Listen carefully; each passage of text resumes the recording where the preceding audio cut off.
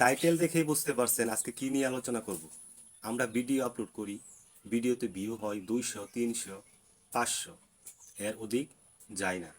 তার কারণগুলো হচ্ছে আমরা আইডিতে যে ভিডিও আপলোড করি সেই ভিডিও অনুযায়ী ক্যাটাগরি সিলেক্ট করি না, যার কারণে ফেসবুক অ্যালগরিদম বুঝতে পারে না যে আমাদের আইডিটা কোন ক্যাটাগরির। আমাদেরকে যে দর্শক এনে দিবে, সেই দর্শকের কাছে যে আমাদের ভিডিওটা নিয়ে যাবে, ভিডিওটা কি ক্যাটাগরির, সেই ক্যাটাগরির দর্শক তো আমাদের লাগবে, তাই না?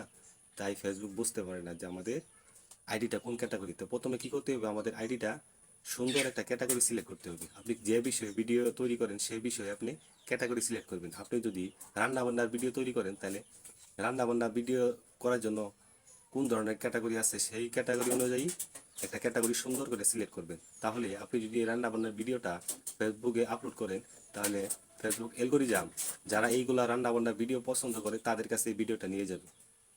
আর যদি ব্লগ ভিডিও করেন, অবশ্যই আপনার ক্যাটাগরি দিবেন পাবলিক ব্লগ।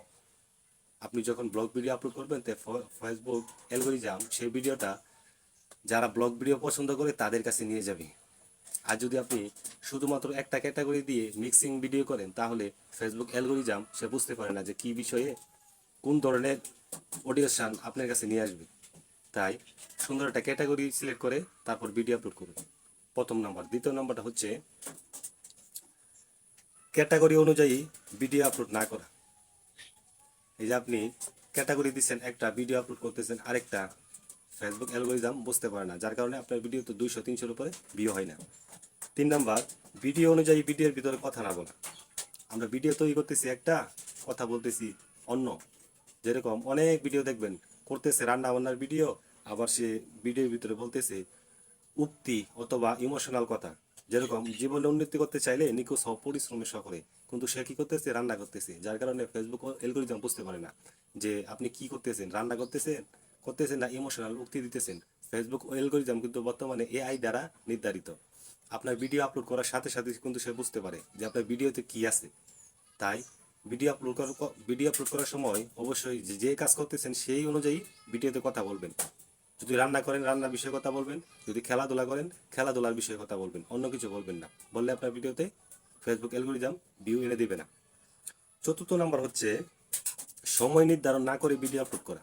আমরা ভিডিও আপলোড করি কিন্তু সময় জানি না যে আমরা কোন সময় ভিডিও আপলোড করলে ভিডিওতে ভালো একটা ভিউ আনবে। তা হচ্ছে যদি প্রতিদিন 3টা করে ভিডিও আপলোড করেন, তাহলে সকাল 7টায় একটা, বিকাল 5টায় একটা, রাত 8টায় একটা। আর যদি 2টা করে করেন, তো বিকাল 5টায় একটা, রাত 8টায় একটা। আর যদি একটা করেন তাহলে রাত 8টার সময় করলেই হবে। এই নিয়মগুলো মেনে আপনি ভিডিও আপলোড করুন, ইনশাআল্লাহ আপনার ভিডিওতে এখনের তুলনায় ভিউ বাড়বে, আরও অধিক পরিমাণ বাড়বে। ধন্যবাদ।